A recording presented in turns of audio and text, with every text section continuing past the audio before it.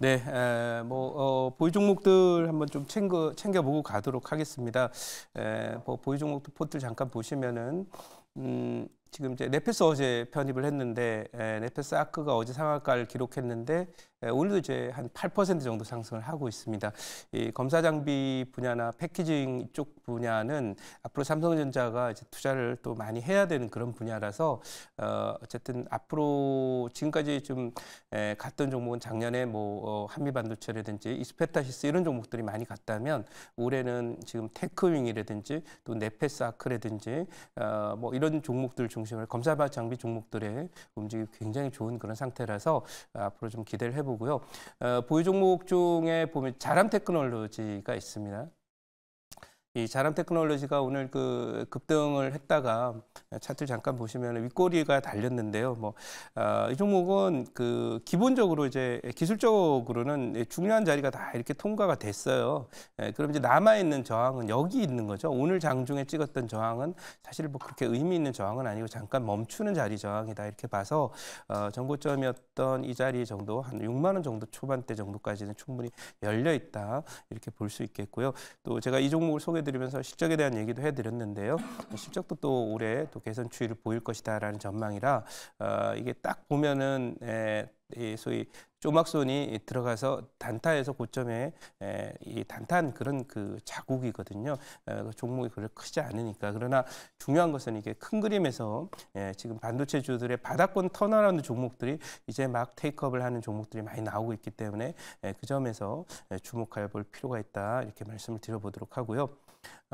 그 다음에 지금 미스터 블루라고 하는 종목은 놔두고 오늘 그 더존 비전을 한번 보도록 하겠습니다. 이 더존 비전이라는 종목인데요. 이 종목은 말씀드린 대로 이게 여기서 움직이는 것이 왔다 갔다 한 게 이게 다 조정이에요. 그래서 조정이고 여기서 이제 며칠 전 3일 전에 나왔던 장대 양선 이게 새로운 파동이 출발한다는 그런 신호탄이다 이렇게 봅니다. 그래서 조정폭은 별로 없지만 이틀째 지금 쉬고 있는데 다시 한번 치고 가면은 여기서 멈추게 되면 이 자리가 목표치가 아니라 여기가 목표치가 되니까 8만 원 정도 전후까지는 갈 수 있다 이렇게 봅니다. 이 당장 안 간다 하더라도 요즘에 종목들의 움직임이 한 이틀 오르면 30% 오르는 것이 다반사기 때문에 이 종목도 글로벌 인공지능 중심에는 마이크로소프트와 엔비디아가 있는데 마이크로소프트의 주요 사업 분야가 또 바로 클라우드 컴퓨팅이라는 점에서 그리고 미국에는 클라우드 컴퓨팅 관련 종목들 플랫폼 기업도 잘 가고 있기 때문에 이 종목도 인공지능의 인프라는 하드웨어적인 인프라도 있지만은 소위 이런 소프트웨어적인 인프라도 있습니다. 그게 이제 클라우드 컴퓨팅이기 때문에 인공지능이라는 글로벌 트렌드에 맞춰서 수혜주가 된다 이렇게 말씀드리도록 하고요. 2차 목표치까지 한번 계속 가보도록 할게요. 자, 그러면 오늘 편입할 종목 한번 편입을 해 보도록 하겠습니다. 자, 오늘 편입할 종목 42,900원 기록하고요. 종목 이름은 바로 풍산 홀딩스라고 하는 그런 종목입니다. 풍산 홀딩스를 예전에도 한번 편입을 했었는데요. 편입하고 나서 안 갔는데 이제 이 종목을 우리는 주목을 해야 돼요. 조금 전에 이제 모두의 아나운서께서도 말씀을 해주셨지만은 바로 이 방위 산업은 한국이 글로벌 경쟁력을 재확인하고 이제 그야말로 한국이라고 하는 국가가 만든 그런 소위 무기들, 방위산업 시스템들 이런 부분들에 대해서 아무도 이제 무시하지 못하는 그런 상황이 되어서 월드컵 4강이 어렵지 않습니까? 저희는 100년에 한 번 할까 말까한 월드컵 4강인데 이제 드디어 실력으로 우리가 방산에서의 4강 안에 들어가는 그런 모습을 이제 보이고 있습니다. 특히 최근 들어서 이제 우크라이나 전쟁과 관련해서 우크라이나가 연이어 이제 전선이 뒤로 밀리면서 패전의 분위기로 점점점 넘어가고 있고요. 그리고 그 과정에서 유럽의 안보 위기도 또 트럼프 대통령 당선 가능성과 함께 크게 커지고 있습니다. 그러다 보면 결국 유럽 중심의 그 방위 산업에 대한 또는 또 국방비 지출이나 예산이 크게 늘어날 수밖에 없는 그런 상태가 되는데요. 그런 점에서 이 우리나라의 이 포탄을 만들고 하는 이 풍산 그다음에 풍산홀딩스 또 우리 현대로템 또 LIG넥소 이런 종목들의 상승 추세 흐름은 계속적으로 진행될 수 있다. 그리고 골드만삭스에서 한국에서는 방산주를 주목하자. 이 골드만삭스가 방산주를 주목하자라는 배경에는 지수는 이제 연말까지 3,000 또 전고점 3,300까지는 아마 내년까지 가지 않을까 싶은데 그걸 갈 때 주도주로 끌고 갈 수 있는 섹터가 뭐냐? 뭐 미국엔 이미 인공지능이 나와 있기 때문에 외국계에서 보는 한국의 주도주는 반도체와 인공지능 그리고 이 방산 섹터다 이렇게 저는 판단을 하고 있습니다. 그래서 그런 면에서 아직 뭐 관계 별로 없고요. 그래서 이 종목 말씀드리도록 하고요. 준비된 자료 잠깐 보도록 하겠습니다. 자, 준비된 자료를 이렇게 보면은 뭐 오늘 그 트럼프 당선 대비해야 한다라고 하는 그런 내용이 나와 있습니다. 나토가 이제 뭐 어떻게 할 수 없어요. 뭐 국방을 다른 데 의존한다라는 그 발상 자체가 정말 무책임한 발상이고요. 나를 대신해서 누가 싸워주겠습니까? 내 나라를 누가 지키겠습니까? 내가 지켜야지, 그죠?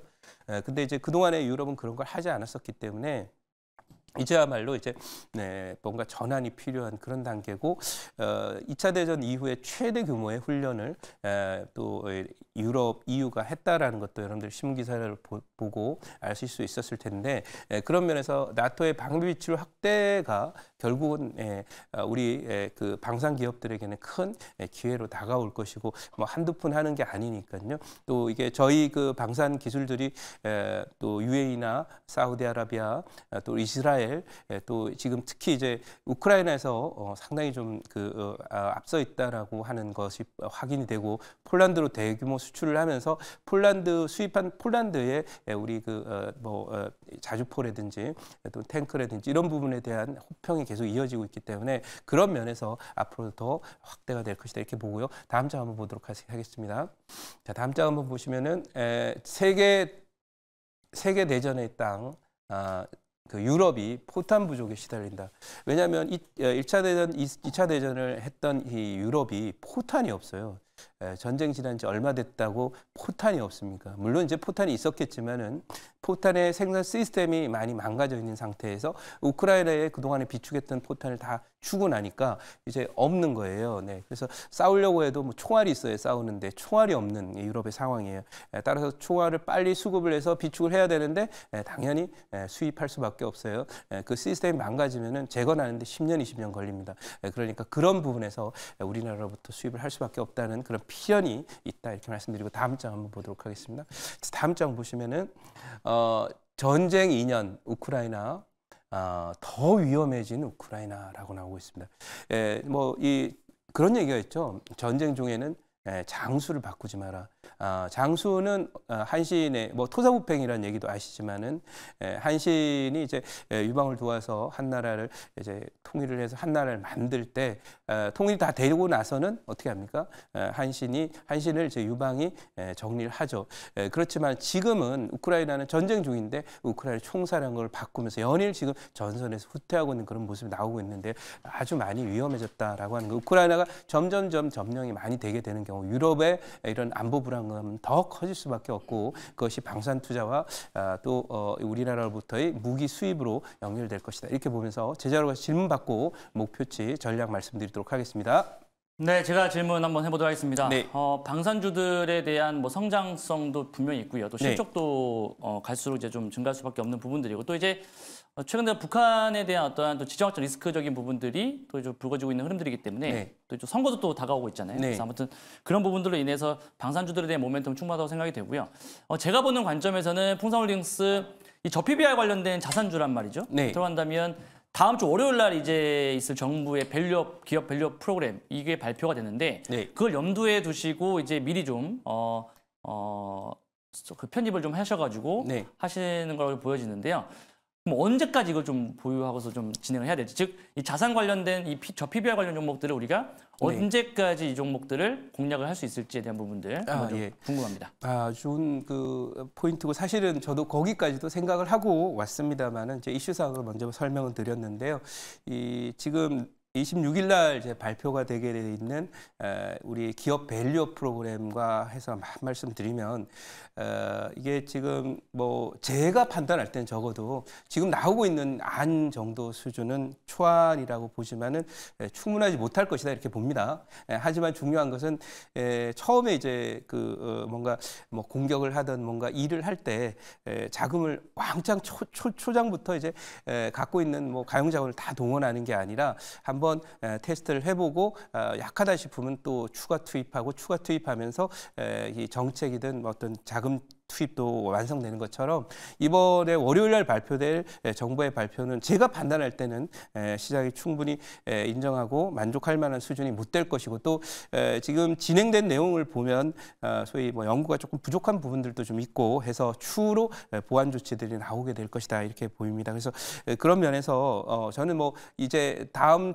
주에 발표될 내용은 처음에 불과하니까 아마도 총선 지나고 아마 올해 말까지는 계속해서 정부의 이런 기업 밸류 프로그램은 계속 이어지면서 연말까지도 소위 얘기해서 뭐 PBR이라고 하는 포인트가 좀 잘못됐다고 봅니다만은 ROE를 중심으로 한 그런 정책이 더욱더 추가되면서 제대로 된 이제 선진 증시나 최근 현대적인 어떤 주가 결정 이론에 맞춘 정책이 되지 않을까 이렇게 예상합니다. 그래서 다음 주에 발표되는 건 처음에 불과하니까 이것은 실망이 나온다더라도 잠깐일 뿐 다시 발표 이후에 장 후반에는 들고 일어나면서 가지 않을까 이렇게 말씀드리도록 하겠습니다. 자, 이 종목과 관련해서는 1차 목표치는 4만 6천 원 드리도록 하고요.